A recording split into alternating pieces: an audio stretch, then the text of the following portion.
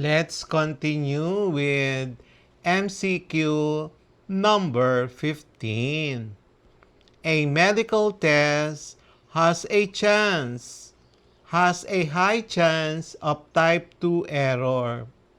This means letter A, it is often gives false positives. Letter B, it often gives false negatives. Letter C, it rejects true hypothesis often. Letter D, it rejects false hypothesis often. Number 16. If alpha is equal to 0.05 and HO is actually true, rejecting HO means letter A, type 2 error. Letter B, correct decision. Letter C, type 1 error. And letter D, high test power. Number 17. Which is true about alpha? The significance level. Letter A, it is chosen before the test. Letter B, it is calculated after the test. Letter C, it always equals 0.05. Letter D, it is the probability of type 2 error. Number 18.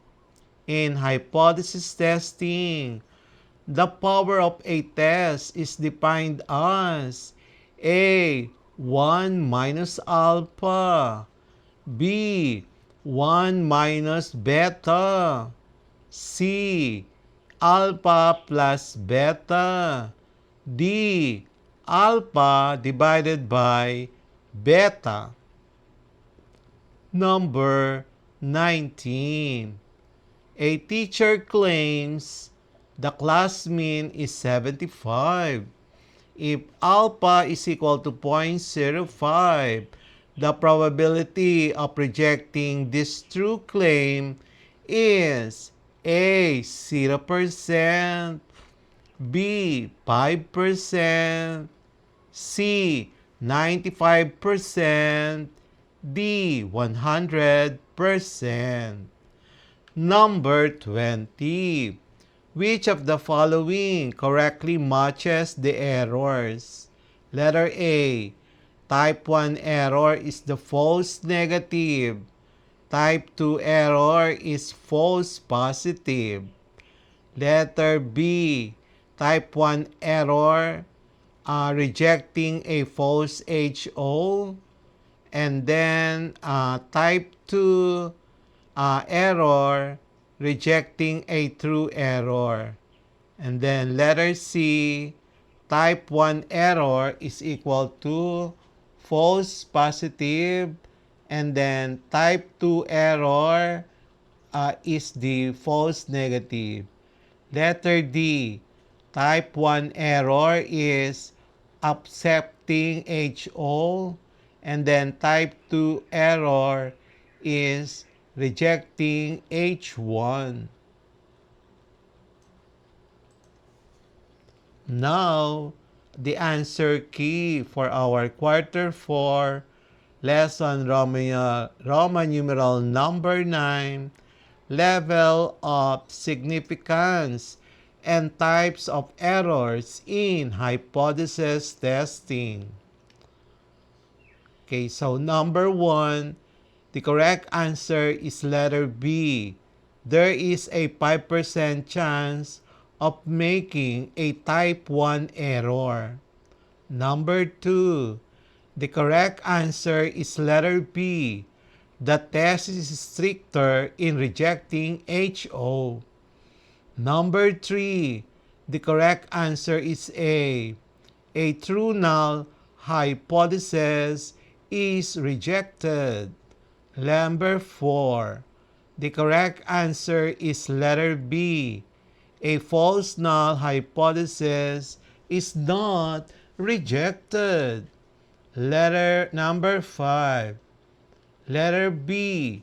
5% risk of rejecting a true HO. Number 6. The correct answer is letter A.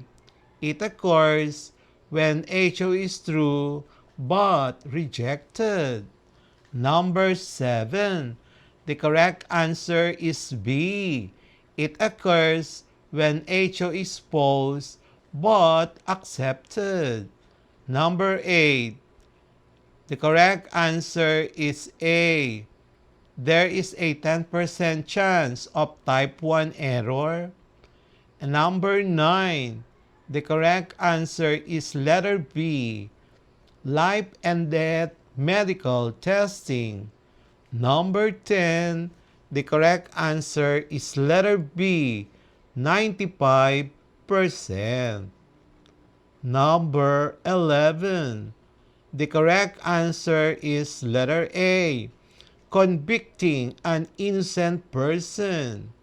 Number 12. Acquitting a guilty person.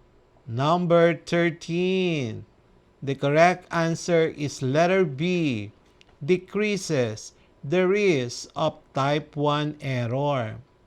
Number 14. The correct answer is letter B. Increasing sample size. Number 15. The correct answer is letter B. It often gives false negatives. Number 16. The correct answer is letter C. Type 1 error. Number 17. The correct answer is letter A. It is chosen before the test.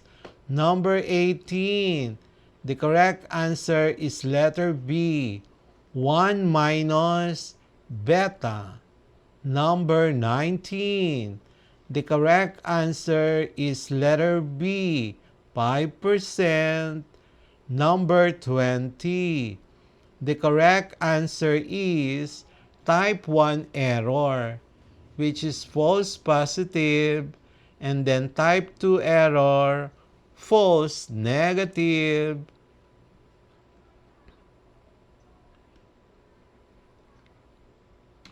And that's it for today's lesson here on Smile Road.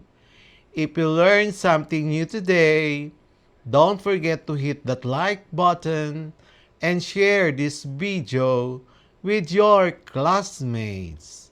And make sure to subscribe and tap the notification bell so you'll be the first to know when a new lesson drops.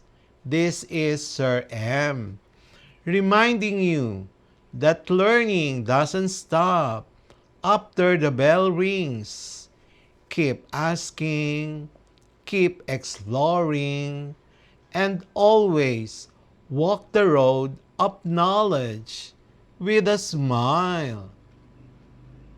Smile Road, where curiosity meets discovery. See you in our next lesson. Bye.